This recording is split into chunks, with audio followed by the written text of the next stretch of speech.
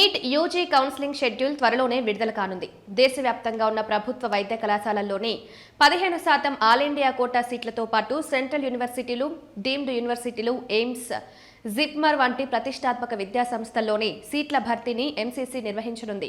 మిగిలిన 85% state quota సీట్లను ఆయా రాష్ట్రాల కౌన్సిలింగ్ అధికారులు భర్తీ చేయనున్నారు.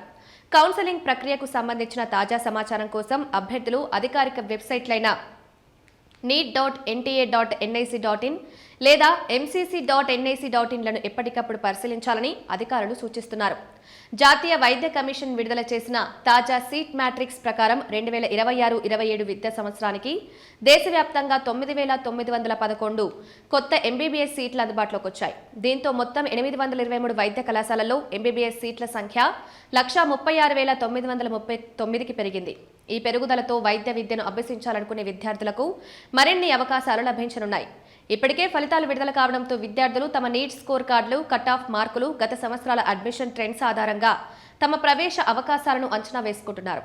కౌన్సిలింగ్ సమయంలో కాలేజ్ ఎంపిక అత్యంత కీలకంగా మారనుంది. విద్యార్థులు తమ ర్యాంక్, సీట్ల లభ్యత, ఫీజు నిర్మాణం, అకాడమిక్ ప్రతిష్ట, మౌలిక సదుపాయాలు, ఇంటర్న్షిప్ అవకాశాలు వంటి అంశాలను పరిశీలించి ఎంపికను నమోదు చేయాలి. ముఖ్యంగా ఎన్ఐఆర్ఎఫ్ ర్యాంకింగ్స్ 2025లో టాప్ స్థానాల్లో నిలిచిన మెడికల్ కాలేజ్లకు అధిక డిమాండ్ ఉండే అవకాశం ఉంది.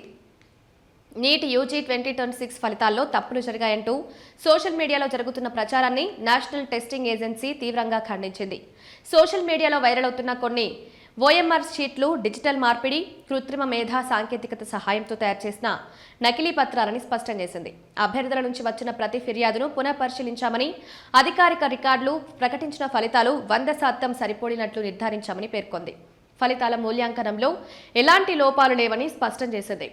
ఫోర్జరీ, నకిలీ ఓఎంఆర్ షీట్లను సృష్టించడం, సమర్పించడం, సోషల్ మీడియాలో వ్యాప్తి చేయడం పబ్లిక్ ఎగ్జామినేషన్ యాక్ట్ 2024, భారతీయ న్యాయ సంహిత ఐటీ యాక్ట్ కింద తీవ్రమైన నేరమని ఎన్టీఏ హెచ్చరించింది. ఇలాంటి చర్యలకు పాల్పడిన వారిపై చట్టపరమైన చర్యలు తీసుకుంటామని స్పష్టం చేసింది. కౌన్సిలింగ్ షెడ్యూల్ విడుదలకు ముందే విద్యార్థులు అవసరమైన అన్ని డాక్యుమెంట్లను సిద్ధం చేసుకోవాలని, అధికారిక వెబ్సైట్లో మాత్రమే సమాచారాన్ని విశ్వసించాలని సూచించింది.